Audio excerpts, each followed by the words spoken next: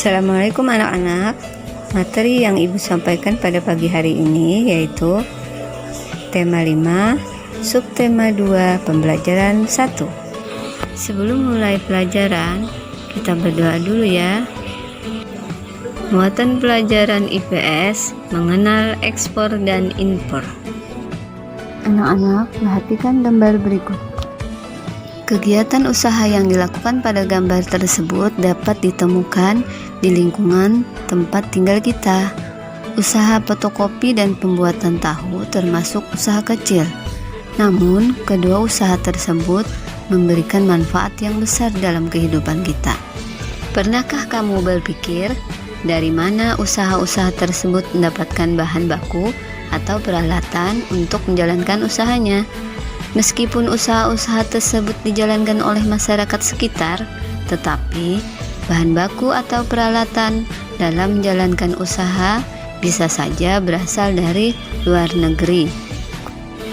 Misalnya, bahan baku dalam industri pembuatan tahu. Jika produksi kedelai oleh petani dalam negeri tidak mencukupi kebutuhan, maka pemerintah pun melakukan pembelian kedelai dari negara lain atau yang dikenal dengan istilah impor.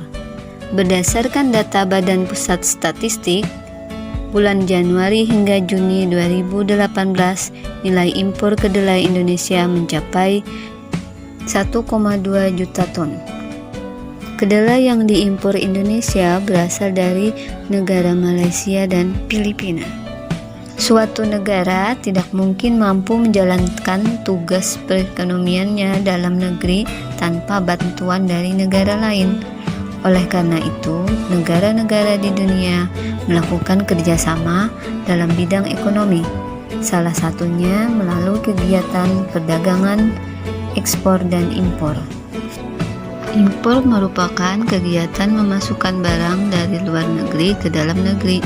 Pihak yang melakukan impor disebut importir.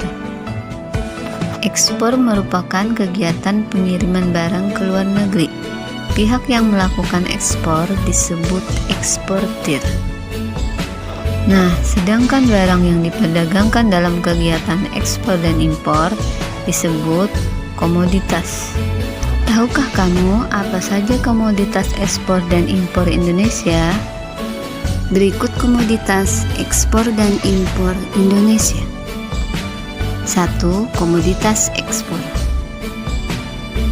Komoditas ekspor Indonesia dibagi menjadi dua, yaitu komoditas ekspor utama dan potensial.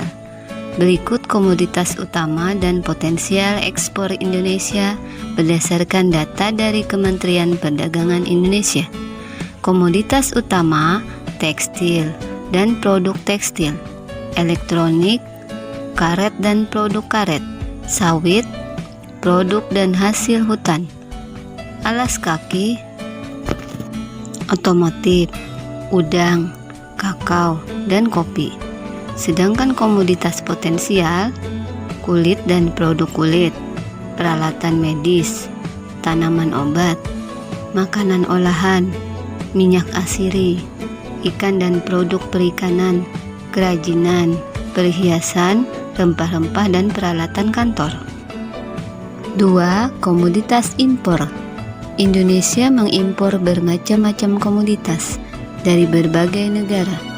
Komoditas impor non-migas Indonesia dengan nilai terbesar menurut Kementerian Perdagangan Indonesia yaitu mesin-mesin atau pesawat mekanik, mesin atau peralatan listrik, plastik dan barang dari plastik, besi dan baja, bahan kimia organik, kendaraan dan bagiannya, benda-benda dari besi dan baja, gandum, dan kapas.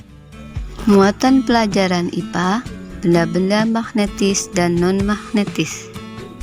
Masih ingatkah kamu apa saja benda yang dapat ditarik oleh magnet? Apakah ada benda-benda yang tidak dapat ditarik oleh magnet? Jika ada, apa saja benda-benda tersebut? Berikut pengelompokan benda berdasarkan sifat kemagnetannya.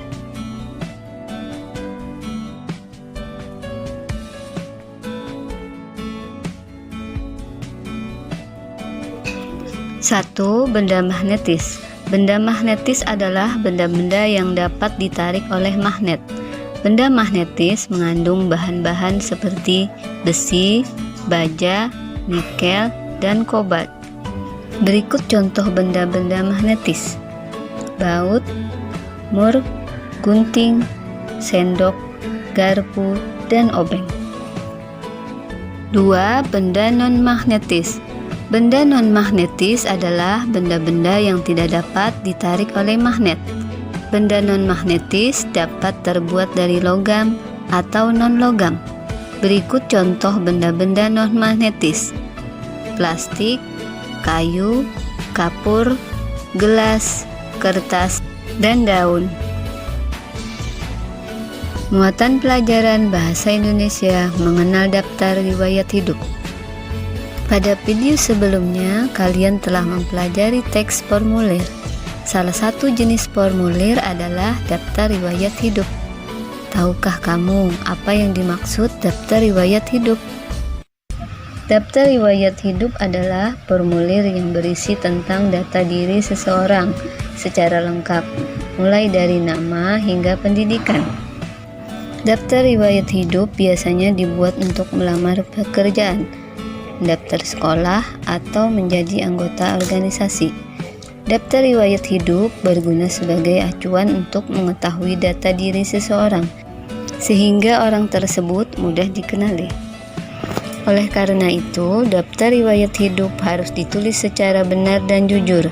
Setiap orang memiliki riwayat hidup yang berbeda-beda, sehingga daftar riwayat hidupnya pun berbeda.